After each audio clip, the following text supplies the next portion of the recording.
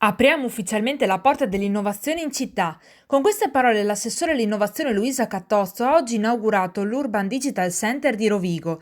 Soddisfazione anche da parte del vice sindaco Roberto Tovo e del prefetto Maddalena De Luca. L'Innovation Lab è quindi realtà. Si tratta di un grande centro cittadino di innovazione digitale che vede il comune di Rovigo capofila del progetto finanziato nell'ambito del bando Porfes 2014-2020 della regione del Veneto, in forma associata in convenzione con i comuni di Adria e Villadose. Obiettivo, come ha spiegato Cattozzo, creare occasioni di partecipazione e confronto continuo.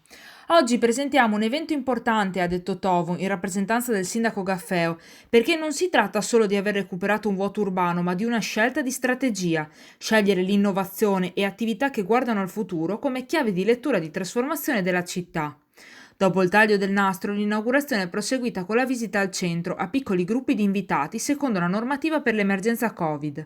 La finalità prefissata da questo progetto è di costruire una salda collaborazione e un dialogo più veloce tra i cittadini e le pubbliche amministrazioni, grazie all'utilizzo di applicazioni, piattaforme e sistemi di gestione, da dove monitorare l'avanzamento delle pratiche avviate e effettuare pagamenti online. Le attività proposte, seminari divulgativi, percorsi formativi, assistenza periodica alla cittadinanza per l'accesso dei servizi pubblici digitali come SPID, APIO, domande e servizi online, si basano sui 17 Suitable Development Goals, gli obiettivi di sviluppo sostenibile definiti dall'Organizzazione delle Nazioni Unite nell'Agenda 2030, che hanno come punto di azione la creazione di una consapevolezza riguardo l'importanza delle tematiche definite e un rilevamento della percezione di chi vive, lavora e governa nel territorio.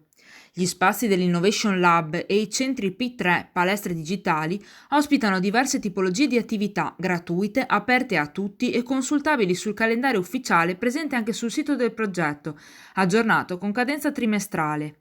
Gli eventi sono predisposti sia per essere seguiti in presenza che online, rendendo così la partecipazione più attiva e facilmente accessibile a chiunque. È possibile rimanere aggiornati sulle attività consultando il sito web www.urbandigitalcenterrovigo.it.